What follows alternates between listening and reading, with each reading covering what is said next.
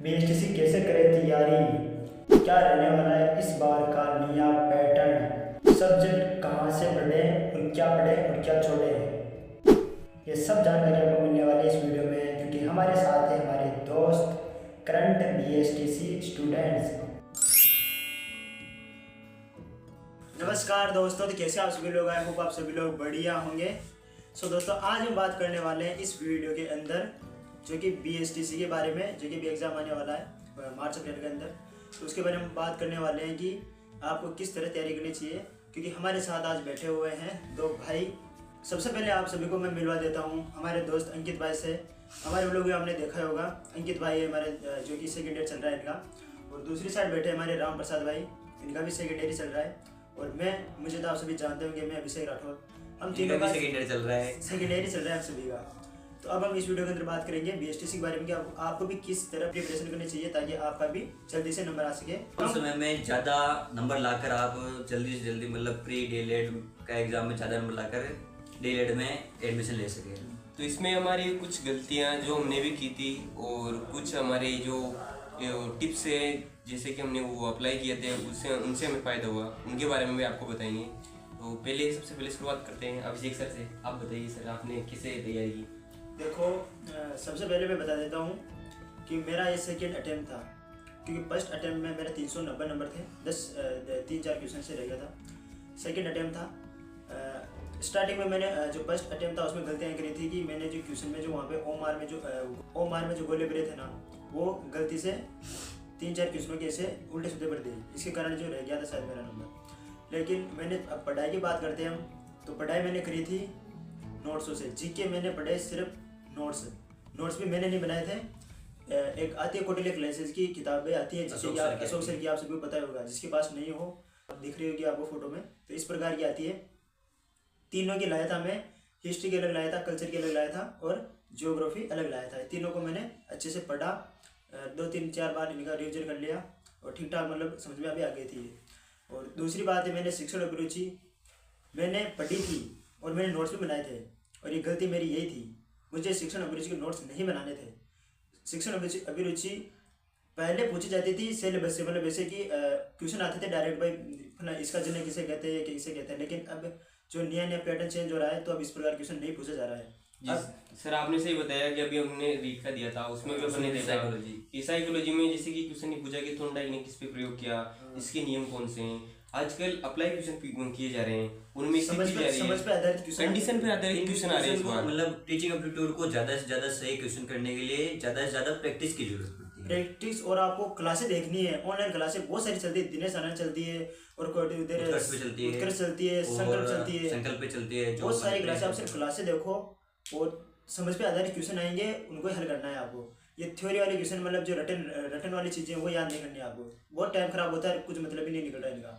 और दूसरी बात करते हैं कि मेंटल वगैरह मेंटल के मैंने जरूर नोट्स बनाए थे। नोट्स भी क्या, वो प्रैक्टिस के लिए किताबें लेके आ गया था, और वो सूत्र वगैरह थोड़े बहुत याद करे थे, हर टॉपिक के सूत्र याद कर लेते हैं, क्योंकि कम टाइम में अच्छे नंबर आ सके इसलिए।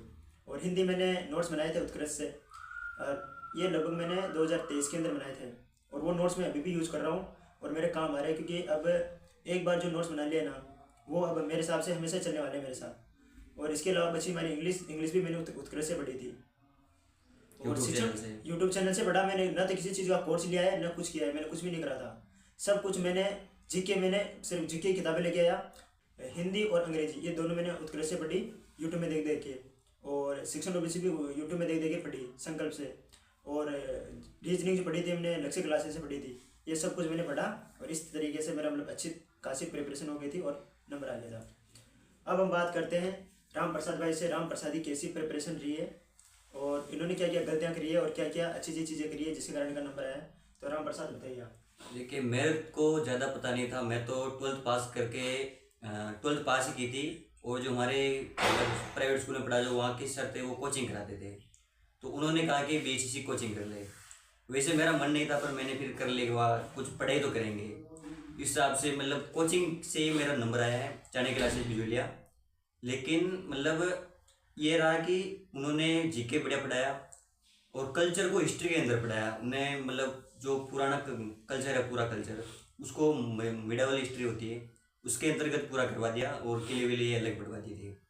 बाकी जो टीचिंग एप्टीट्यूड है वो मैंने दिनेश आंजना सर से पढ़ा था यूट्यूब पे, और उनके नोट्स बनाए। मैंने भी यही गलती की जो इसने गलती की थी, नोट्स बनाए और क्वेश्चन कम किए जो मेरे मतलब वहाँ पे 33 क्वेश्चन सही हो गए। और इंग्लिश की बात करें तो इंग्लिश हमारे लेजी सर पढ़ाते हैं, बहुत अच्छे यूपीएससी फाइट गए जो बहुत अच्छी पढ़ाई उन्होंने। और वो क्या कहते हैं उसको, रीजनिंग भी उन्होंने पढ़ाई जो रीजनिंग में मेरे बढ़िया थे।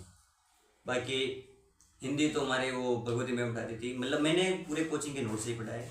बाकी मतलब किताब से मैंने नहीं पढ़ा। किताब पढ़ी थी हिंदी की जो रचना प्रबोध की आती है 9 से 12 वाली, उसी से ज़्यादा क्वेश्चन आते हैं बीएचसी में। पूरे के पूरे लगभग 25 से ज़्यादा क्वेश्चन उसी से आते हैं, उसी एक ही किताब से आते हैं। कितने नंबर थे आपके? मेरे थे 444 नंबर। 444, बढ़िया।